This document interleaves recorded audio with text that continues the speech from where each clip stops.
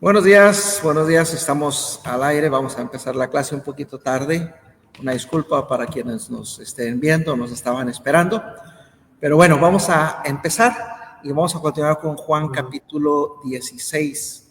Luis nos va a ver más tarde. Luis nos ve más tarde u otro día.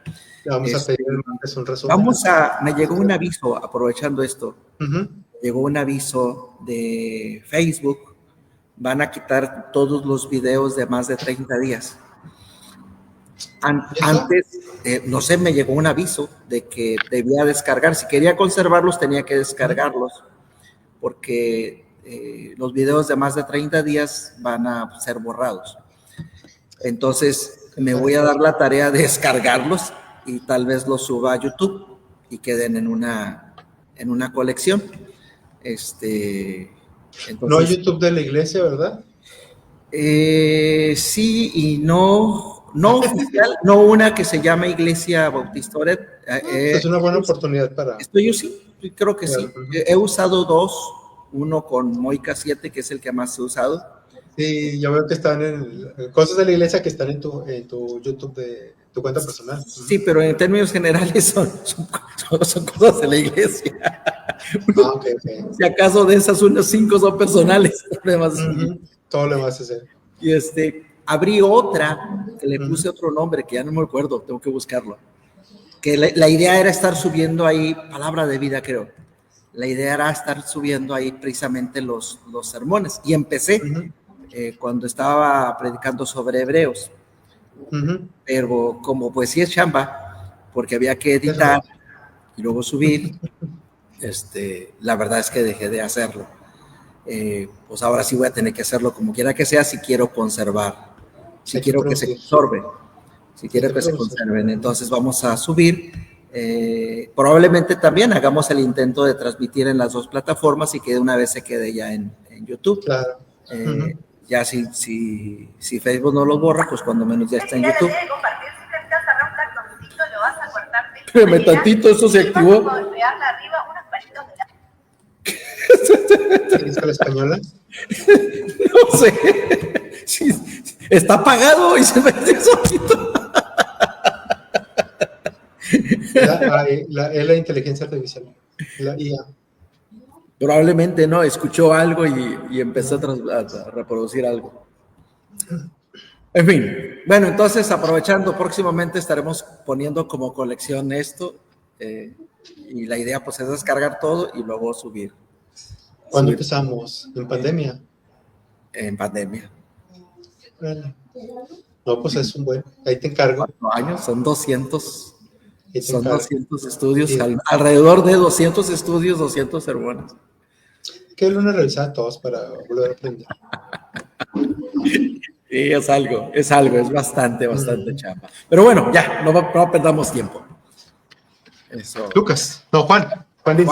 Juan 16, ya lo habíamos mencionado. Vamos a estar hablando sobre la obra del Espíritu Santo, que es lo que está aquí. Dice, estas cosas os he hablado, no me acuerdo si terminamos el 15, pero empezamos aquí. Estas cosas os he hablado para que no tengáis tropiezo. Os expulsarán de las sinagogas y aún viene la hora cuando cualquiera que os mate pensará que rinde servicio a Dios. Ya habíamos mencionado esto. Y harán esto porque no conocen al Padre ni a mí. Mas os he dicho estas cosas para que cuando llegue la hora os acordéis que ya os lo había dicho. Lo que habíamos ya mencionado, no es una posibilidad, va a suceder, ¿sí? Esto es seguro y deben de recordar que lo hacen porque me están rechazando a mí, no es personal, pero además nos da aquí, en lo que sigue, nos da un recurso muy, muy importante. Esto no os lo dije desde el principio, pero porque yo estaba con vosotros. Entonces nos aclara la razón, ¿sí? Entonces va a haber un momento en que ya no va a estar. Físicamente, Jesús no estará más entre los seres humanos, físicamente, y eso da pie a la siguiente promesa, ¿no? Pero ahora voy al que me envió. Y ninguno de vosotros me pregunta, ¿a dónde vas? Antes, porque os he dicho estas cosas, tristeza ha llenado vuestro corazón. Pero yo os digo la verdad, os conviene que yo me vaya. Porque si no me fuera, el Consolador no vendría a vosotros, mas si me fuere, os lo enviaré. Cuando Él venga, convencerá al mundo de pecado, de justicia y de juicio. De pecado por cuanto no creen en mí, de justicia por cuanto voy al Padre y no me veréis más, y de juicio por cuanto el príncipe de este mundo ha sido ya juzgado. Aún tengo muchas cosas que deciros, pero ahora no las podéis sobrellevar. Pero cuando venga el Espíritu de verdad, Él os guiará a toda la verdad, porque no hablará por su propia cuenta, sino que hablará todo lo que oyere, y os hará saber las cosas que habrán de venir. Él me glorificará, porque tomará de lo mío, y os lo hará saber. Todo lo que tiene el Padre es mío. Por eso dije que tomará de lo mío, y os lo hará saber. Todavía un poco, y no me veréis, y de nuevo un poco, y me veréis, porque yo voy al Padre. Entonces se dijeron algunos de sus discípulos unos a otros, ¿qué es esto que nos dice? Todavía un poco y no me veréis, y de nuevo un poco y me veréis, y porque yo voy al Padre. Decían, pues, ¿qué quiere decir con todavía un poco? No entendemos lo que habla. Jesús conoció que querían preguntarle y les dijo, ¿preguntáis entre vosotros acerca de esto que dije? Todavía un poco y no me veréis, y de nuevo un poco y me veréis. De cierto os digo, que vosotros lloraréis y lamentaréis, y el mundo se alegrará. Pero aunque vosotros estáis tristes, vuestra tristeza se convertirá en gozo. La mujer cuando da a luz tiene dolor porque ha llegado su hora, pero después que ha dado a luz un niño, ya no se acuerda de la angustia por el gozo de que haya nacido un hombre en el mundo. También vosotros ahora tenéis tristeza, pero os volveré a ver y se gozará vuestro corazón y nadie os quitará vuestro gozo. En aquel día no me preguntaréis nada. De cierto os digo, que todo cuanto pidierais al Padre en mi nombre, os lo dará. Hasta ahora nada habéis pedido en mi nombre. Pedid y recibiréis para que vuestro gozo sea cumplido. Estas cosas os he hablado en alegorías. La hora viene cuando ya no os hablaré por alegorías, sino que claramente os anunciaré acerca del Padre. En aquel día pediréis en mi nombre, y no os digo que yo rogaré al Padre por vosotros, pues el Padre mismo os ama, porque vosotros me habéis amado y habéis creído que yo salí de Dios. Salí del Padre y he venido al mundo. Otra vez dejo al mundo y voy al Padre. Le dijeron sus discípulos, he aquí ahora hablas claramente y ninguna alegoría dices. Ahora entendemos que sabes todas las cosas y no necesitas que nadie te pregunte. Por esto creemos que ha salido de Dios. Jesús les respondió, ¿ahora creéis? He aquí la hora viene, ya ha venido ya, en que seréis esparcidos, cada uno por su lado, y me dejaréis solo. Mas no estoy solo, porque el Padre está conmigo. Estas cosas os he hablado para que en mí tengáis paz. En el mundo tendréis aflicción, pero confiad, yo he vencido al mundo. Bueno, nos vamos a centrar en esta mañana en la primera parte que nos habla acerca de la obra del Espíritu Santo. Sí, la obra del Espíritu Santo. Recordemos algo muy importante dentro de la administración divina, del control de los tiempos, la soberanía de Dios sobre los tiempos, es que el Espíritu Santo no permanecía de manera constante en la vida de los creyentes. Recordemos que Dios es espíritu, y por ser Dios espíritu está en todo lugar, pero no residía, no estaba de manera personal e íntima y permanentemente unido a un ser humano. Está en todas partes, Dios está en todas partes, ¿sí? Es omnipresente. Y esto es gracias a que Dios es espíritu, está en todo lugar, pero no permanecía en una persona, en un ser humano. Vemos en el Antiguo Testamento que el Espíritu Santo venía sobre un ser humano,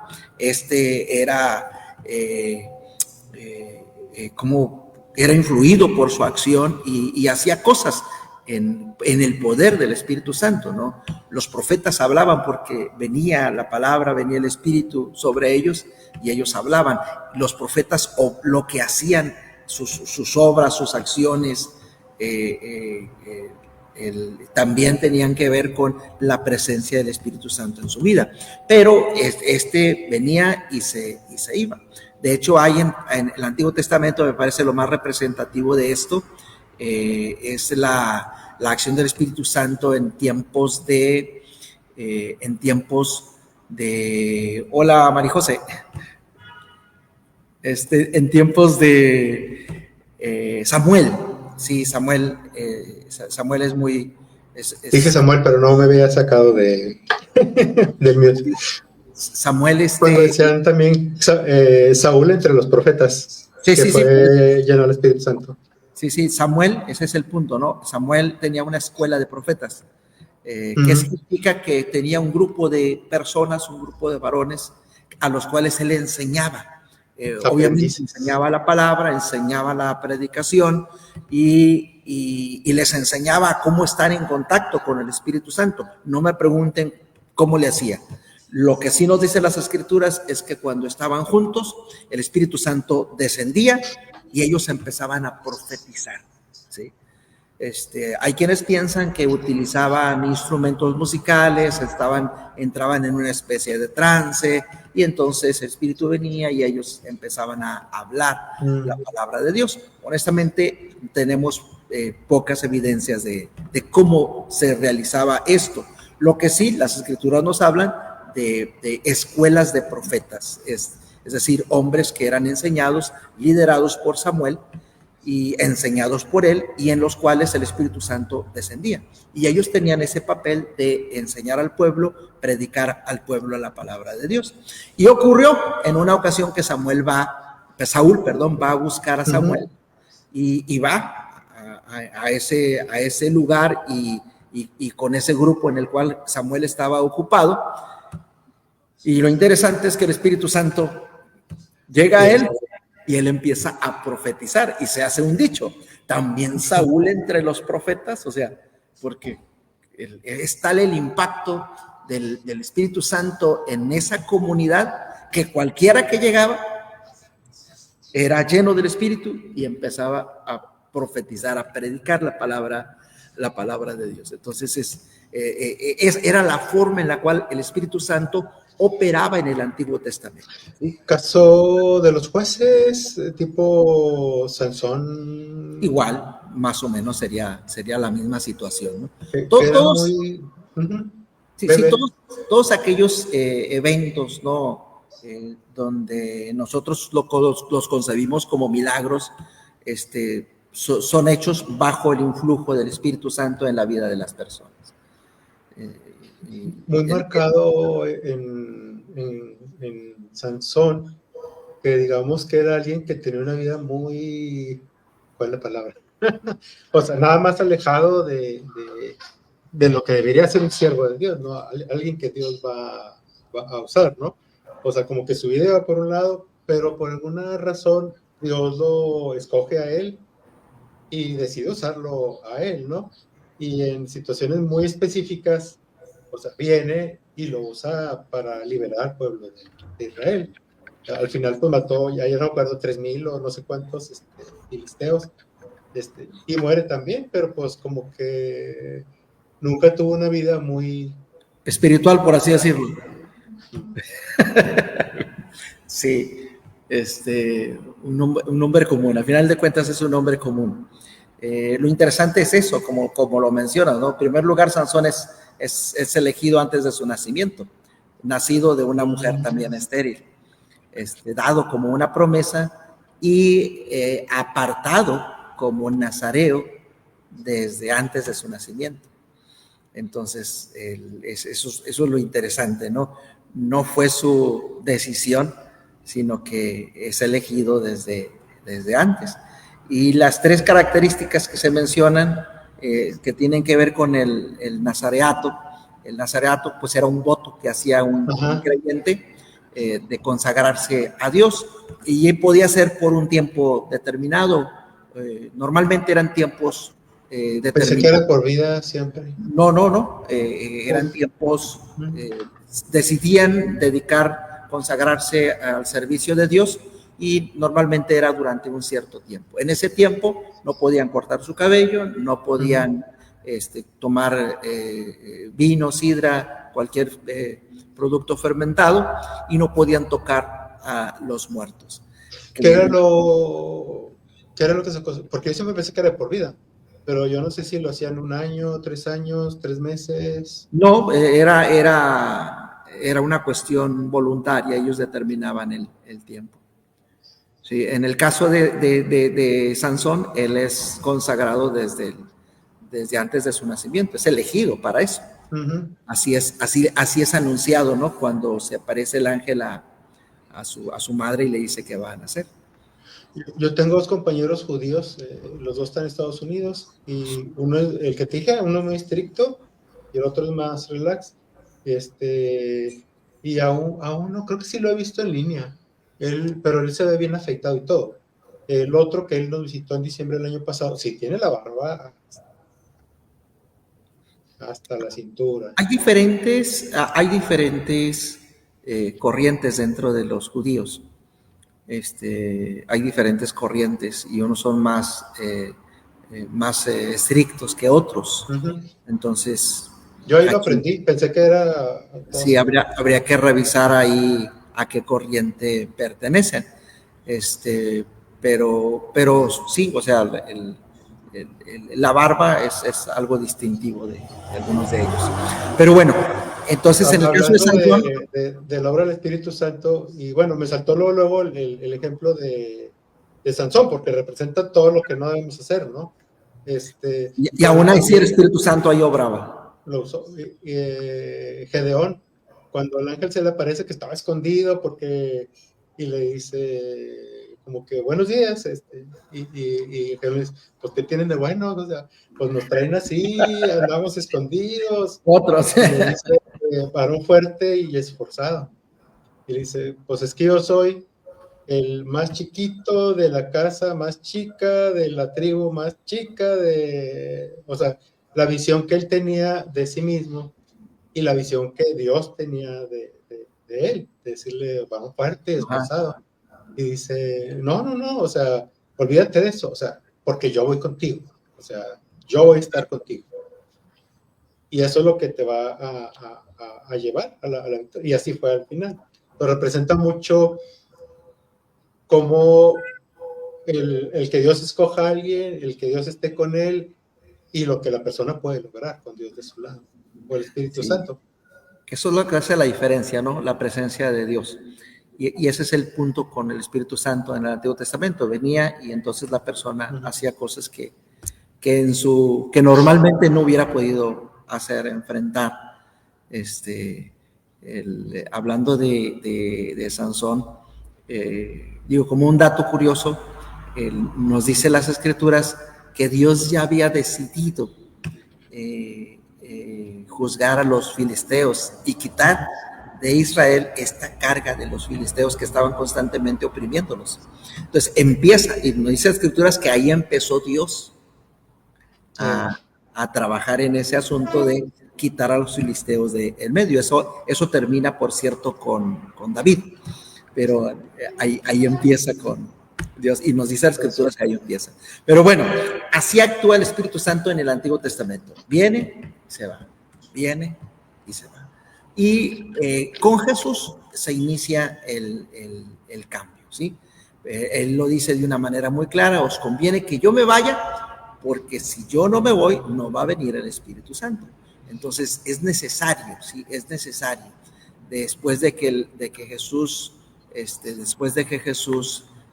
venga, muera, resucite y ascienda a los cielos, entonces el Espíritu Santo va a venir. Dice, porque si no me fuera el Consolador, no vendría a vosotros. Era una condición dentro del programa que Dios tenía, ¿no? Dentro de la administración que Dios tenía, así estaba determinado. El Espíritu Santo, Jesús ascendería a los cielos y el Espíritu Santo descendería sobre los creyentes. Y hay que entender el punto, ¿no? No significa que el Espíritu Santo antes no actuara, no vivía, no existía y no estaba. No, ahí estaba, pero no se relacionaba de una manera tan íntima y no residía en una persona por mucho tiempo.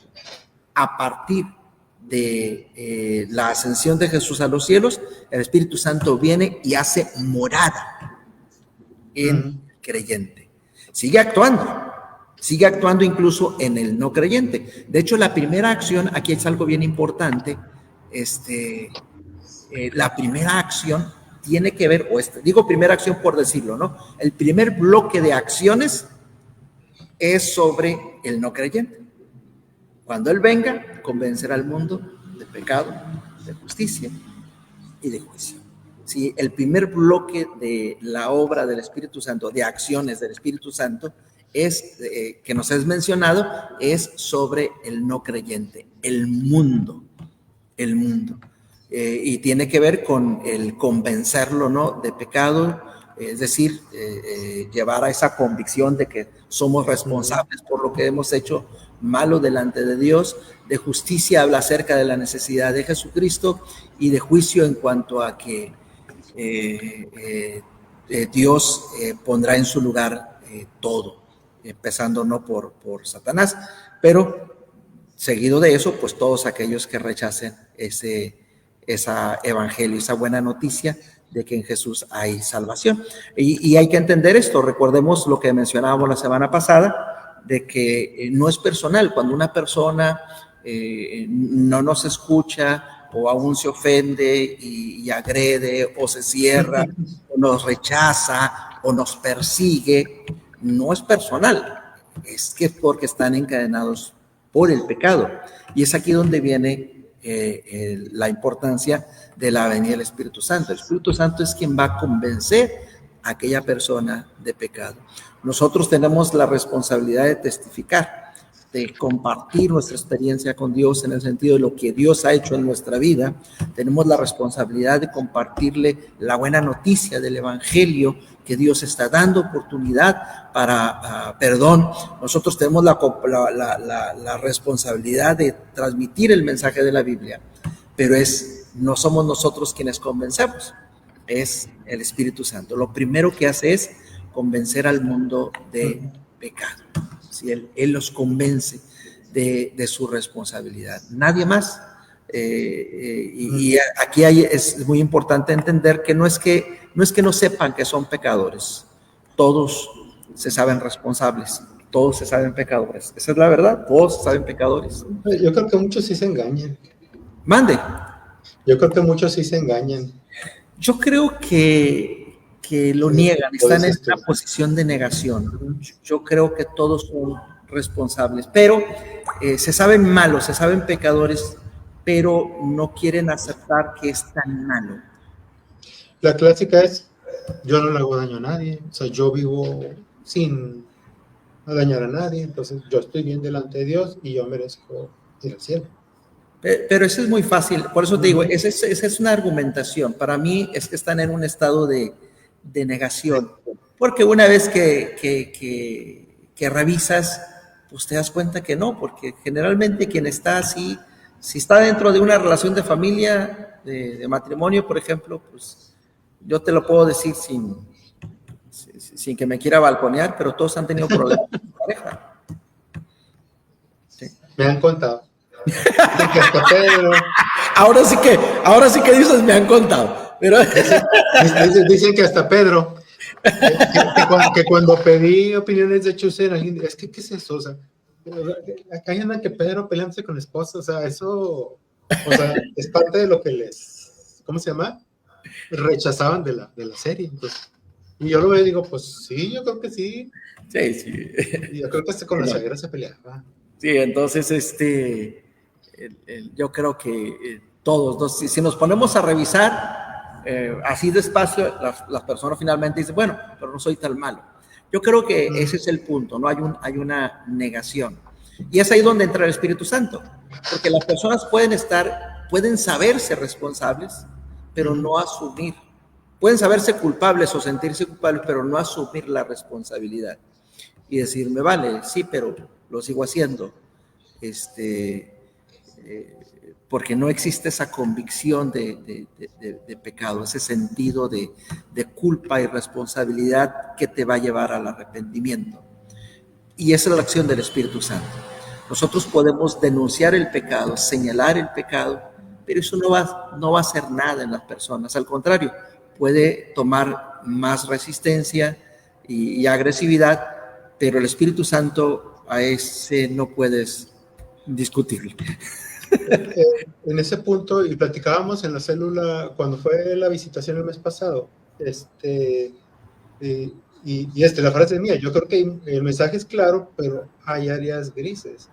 O sea, porque sí es fácil decir, no, pues no te rechazan a ti, rechazan a tus. Y comentaban el broma que ellos sí decían de repente, oye, es que no contestan, no, pues han de estar dormidos. No, y saber si cuando despierten no están en el infierno.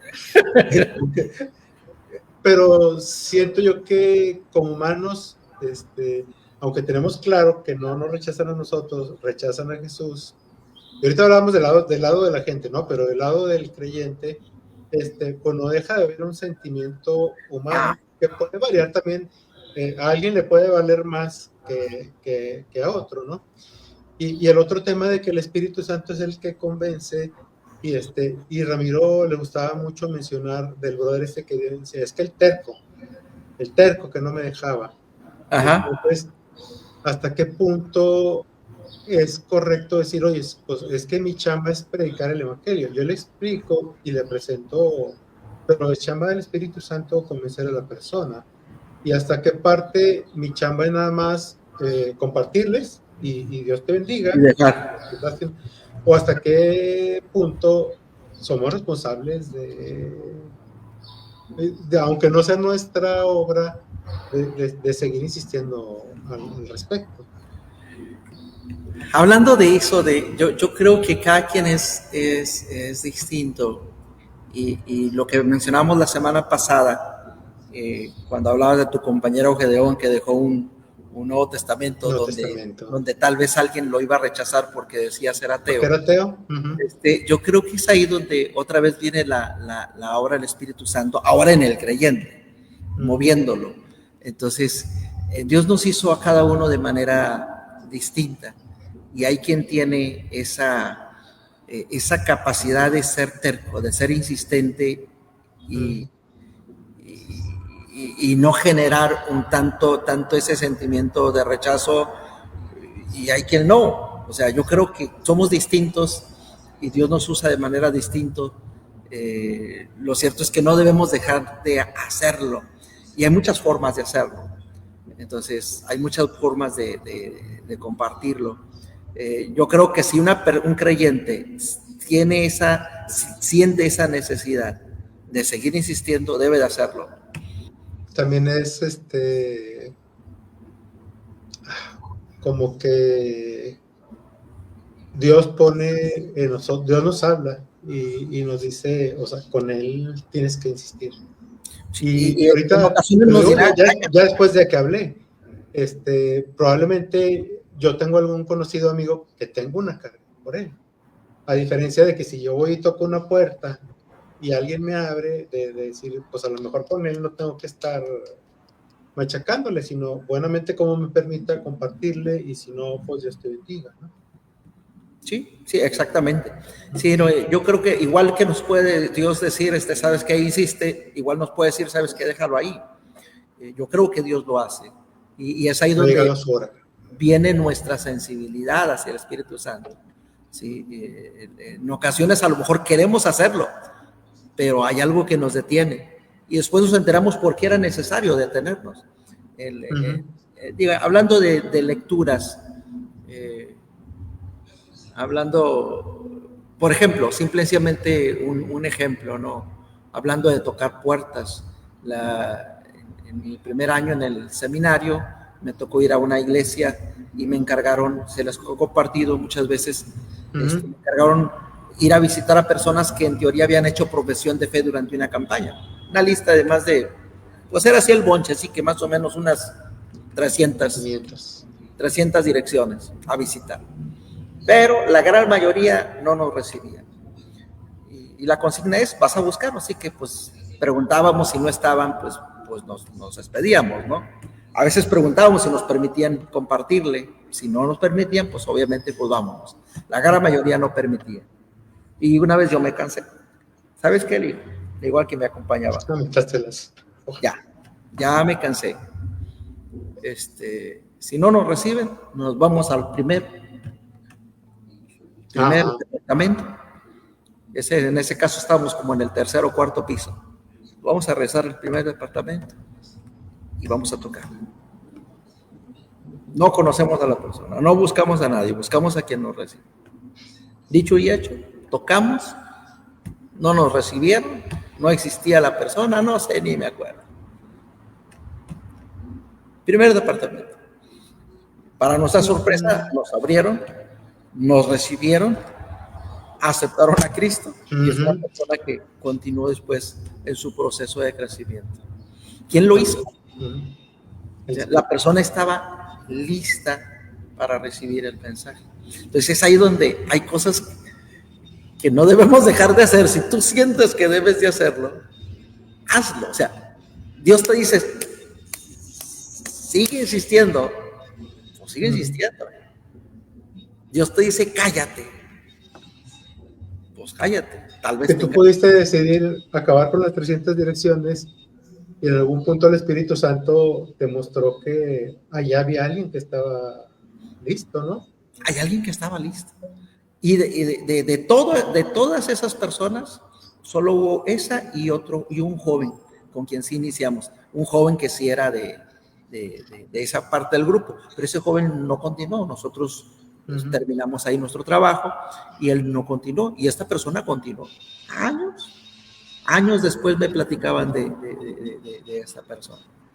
Entonces, aquí es donde viene esa sensibilidad al Espíritu Santo y a veces nos tocará insistir, a veces nos tocará tocar, a veces nos tocará callar. Yo recuerdo hablando de eso, ¿no? es un testimonio de Banja. Banja es el contrabandista de Dios. ¿Se llama Banja? Banja. Yo leí el libro, pero no me acuerdo el nombre. Sí, Banja. Que él contrabandeaba Biblias, ¿no? A Rusia, a la URSS, cuando no era permitido el paso de las Biblias. Dice que en una ocasión, parte del testimonio es eso, ¿no? Que iba en su moto y le dio raite a alguien llevaba su moto y sentía el impulso de hablarle, pero a la vez no. Entonces, lo sentía el impulso porque es lo que hacía siempre. Pero en esa ocasión sintió que no debía de decirle nada del evangelio.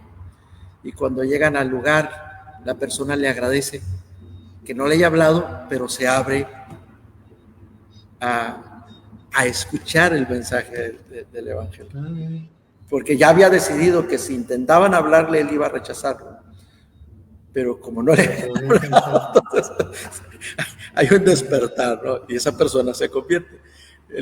Y yo creo que pasa, sí, yo creo que pasa. Entonces, aquí el punto es ese, en esta tarea, por ejemplo, que tenemos ahora de salir y compartir casa por casa, eso es lo que nos toca.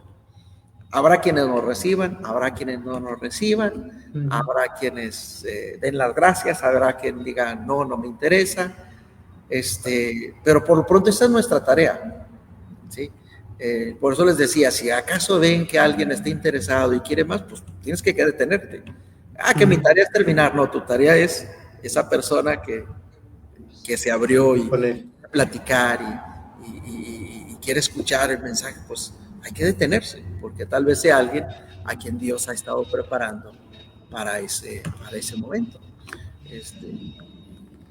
Y si no, pues continuamos esperando que esa palabra, ese testimonio, ese folleto, pues sirva.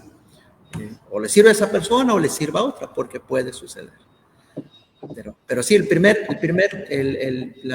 bloque de la acción del Espíritu Santo es en el no creyente. Él es el único que puede convencer al mundo de pecado, de que lo que está haciendo no es lo debido, ¿sí? No es lo debido.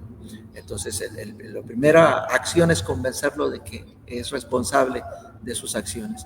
La segunda es que existe una oportunidad de justicia. está hablando acerca de que únicamente a través de Jesucristo nosotros tenemos una oportunidad de perdón por eso que estamos haciendo mal, por el pecado, ¿sí? Únicamente en Jesucristo. Es el único que puede abrir nuestros ojos y darnos cuenta que Jesús es la única oportunidad. No hay otra, no hay otra. No hay nada que nosotros podamos hacer, no hay nada que otro pueda hacer por nosotros, no podemos comprar, no podemos ganar. Solo en Jesucristo tenemos esa oportunidad de recibir perdón por el pecado.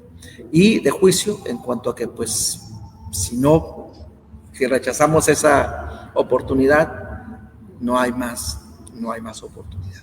Que bueno, dicho sea de paso, esta oportunidad termina cuando morimos, ¿no? Mientras vivimos, seguimos teniendo oportunidad de recibir esa justicia. Ese es el primer bloque. Todo lo que hace el Espíritu Santo antes de que nosotros conozcamos a Jesucristo, nos rindamos a Jesucristo, tiene el propósito de llevarnos hacia Jesucristo, darnos a conocer a Jesucristo. Y lo dice Jesús más adelante, ¿no? Él me glorificará, dice, Él me glorificará porque tomará de lo mío y os lo hará saber. El propósito es que el no creyente conozca a Jesucristo, reciba esa salvación, porque entonces pues viene el resto de bendiciones y obra del Espíritu Santo en el creyente. Pero el Espíritu Santo está trabajando, ¿no? De continuo, está trabajando de continuo en los no creyentes. Su propósito, llevarlos a Jesucristo.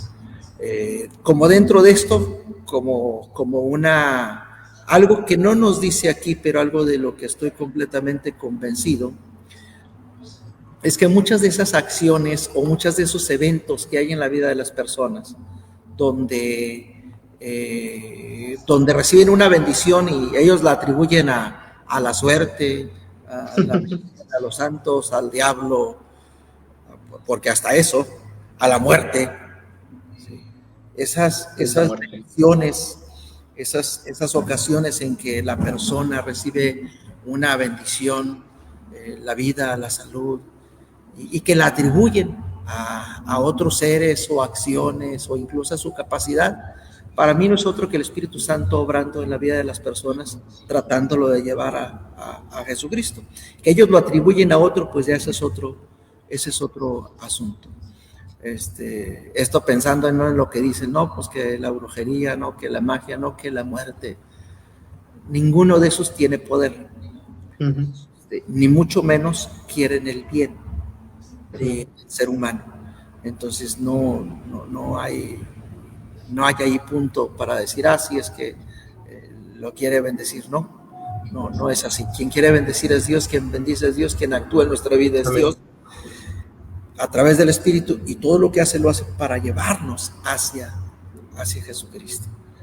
Desafortunadamente el mundo pues está confundido, no conoce a Dios, no conoce a Cristo y se lo va a atribuir a otra persona, a otro ser o a sí mismo, pero no es así, es el Espíritu Santo obrando en nuestra vida.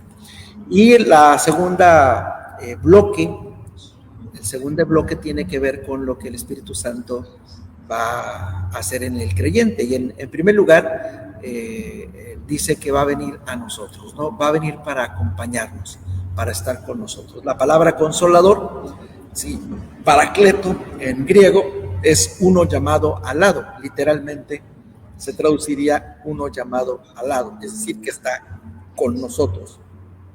Uno que está con nosotros.